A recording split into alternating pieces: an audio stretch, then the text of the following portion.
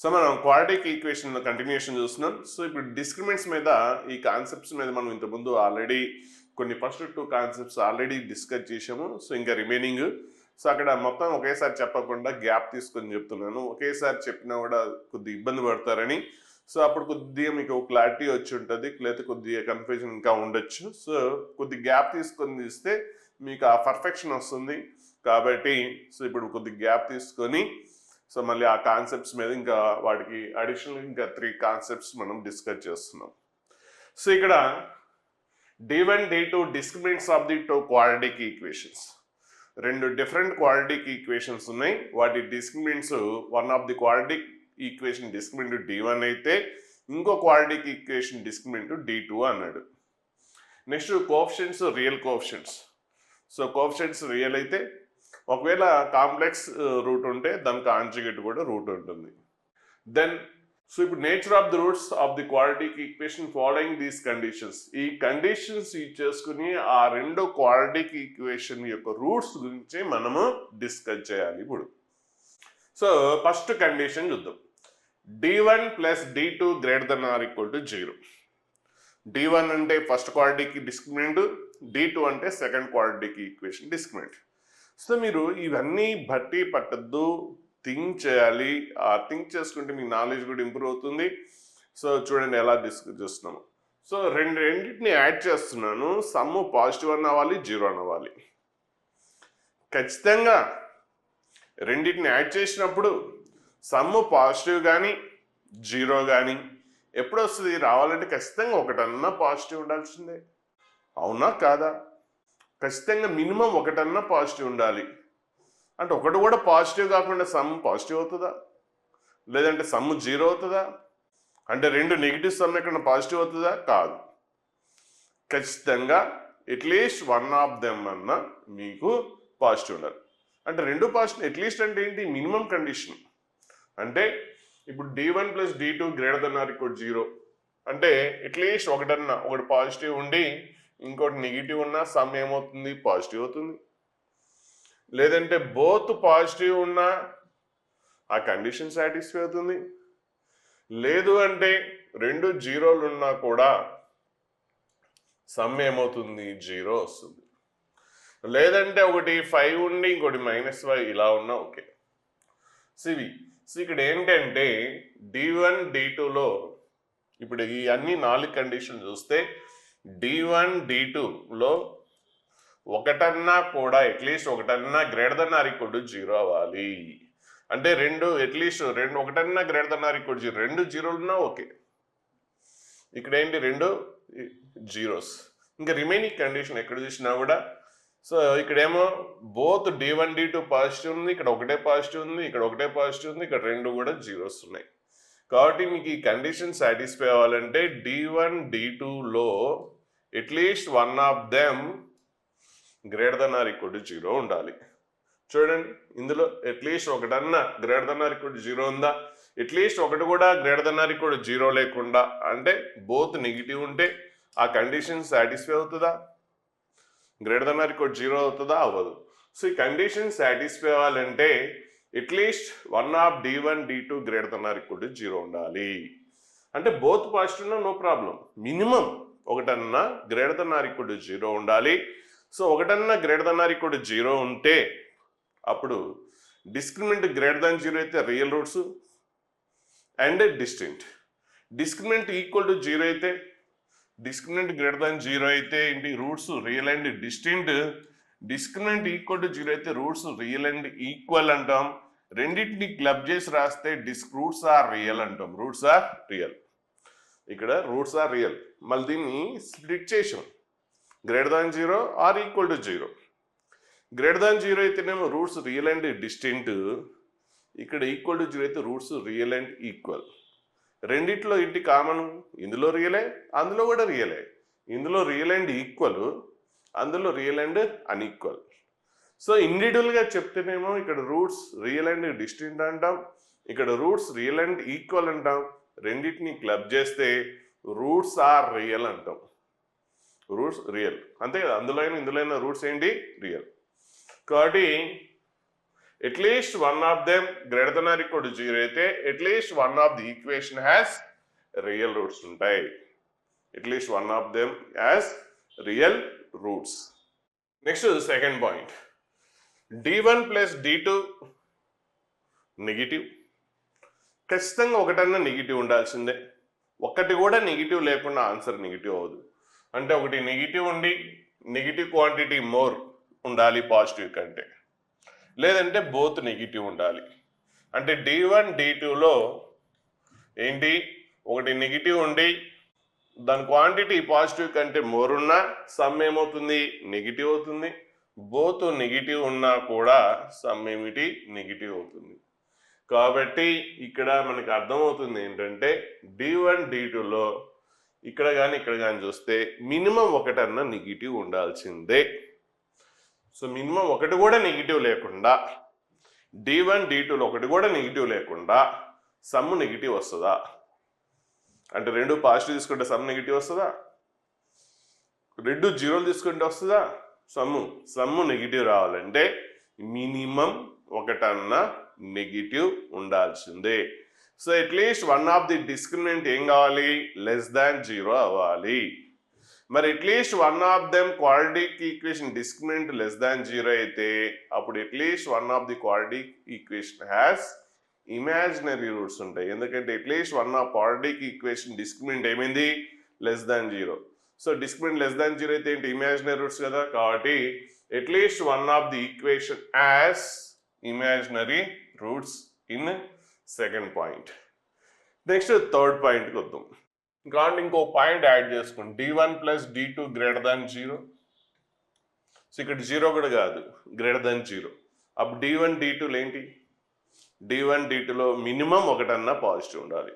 So minimum ఒకటన్నా positive ఉంటే అప్పుడు ఏమవుతుంది, రూట్స్ ఏమవుతాయి, అట్లీస్ట్ మినిమం ఒక one of the discriminant positive అవ్వాలి. కాబట్టి so at least one of the equation has real roots.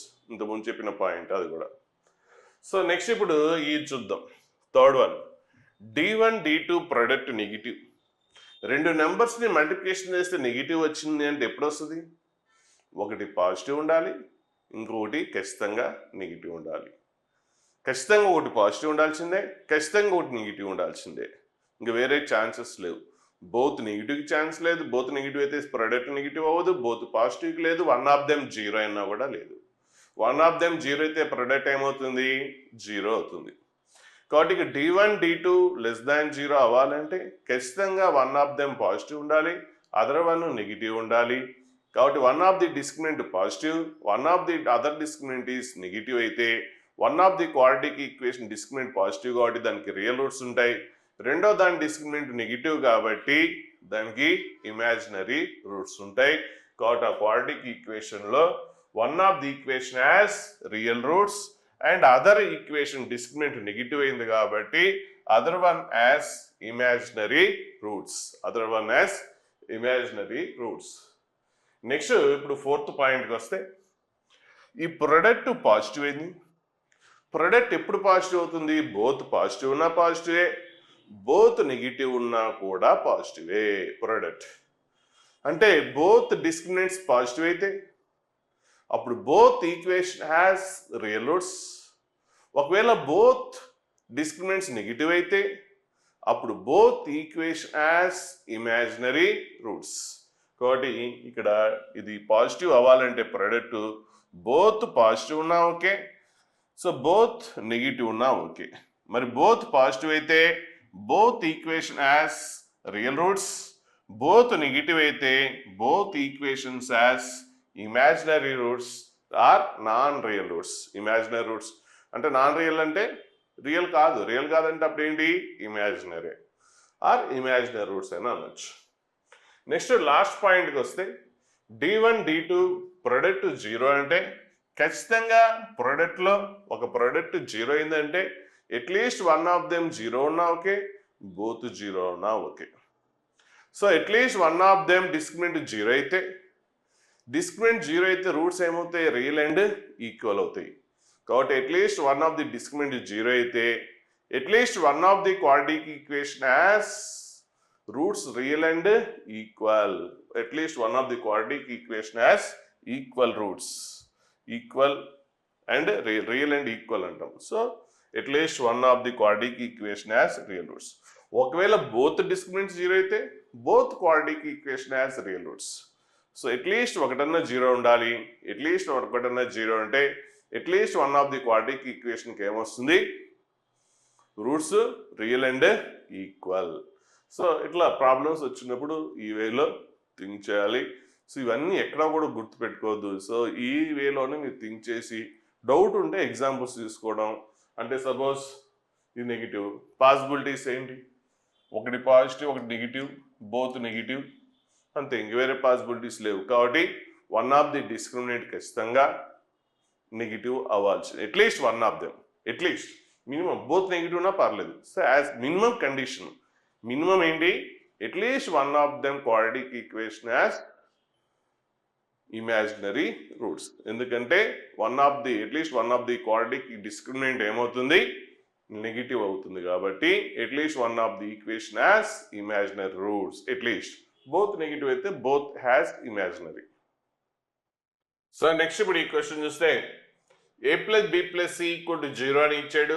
ABC rational. So ABC rational అయితే then prove that this equation has rational roots. So equation కి rational roots ఉంటాయని చెప్తున్నాడు. So ఇక్కడ first a plus b plus c 0 ఇచ్చాడు. So ఇక్కడ గుర్తుపట్టకుండా ఉంది. So ఇక్కడ అన్నిటిని ఒకసారి కోఎఫిషియంట్స్ అన్నిటిని యాడ్ చేద్దాం. ఒకవేళ సమ్ ఆఫ్ ది కోఎఫిషియంట్స్ అనేది ఎప్పుడైనా 0 అయింది అనుకోండి, సో అప్పుడు ఏమొస్తుంది, one of the root is 1 అవుతుంది. So sum of the coefficients ఏదైనా సరే, క్వాడ్రాటిక్ కానీ పాలినామియల్ కానీ సమ్ ఆఫ్ ది కోఎఫిషియంట్స్ 1 అయితే వన్ ఆఫ్ ది రూట్ 1 అవుతుంది. ఒకసారి చూద్దాం ఇది ఏంటో. అంటే అక్కడ a plus b plus c ఇచ్చాడు కాబట్టి వస్తుందని అనిపిస్తుంది. So b plus c minus a plus c plus a minus b plus a plus b minus c. So minus C plus C cancel, minus B plus B cancel, so minus A plus A cancel. ఫైనల్గా మీకు ఏమొస్తుంది, A plus B plus C వస్తుంది. మరి A plus B plus C value already 0 ఇచ్చాడు కాబట్టి ఇప్పుడు some of the coefficients 0 అయిపోయింది కాబట్టి వన్ ఆఫ్ ది రూట్ ఏమొస్తుంది, 1 అవుతుంది. మరి అదర్ రూట్ ఏంటి తెలియదు కాబట్టి బీటా అనుకుందాం. ఇప్పుడు product of the roots, product of roots అంటే ఏంటి, సో ఇది other root. So other root అనేది మనకు తెలియదు. సో అదర్ రూట్ని బీటా అనుకున్నాం. ఇప్పుడు ప్రొడక్ట్ ఆఫ్ రూట్స్ అంటే ఏంటి, constant term. So what is the constant term, A plus B minus C by X square coefficient. So X square coefficient అంటే B plus C minus ఏ.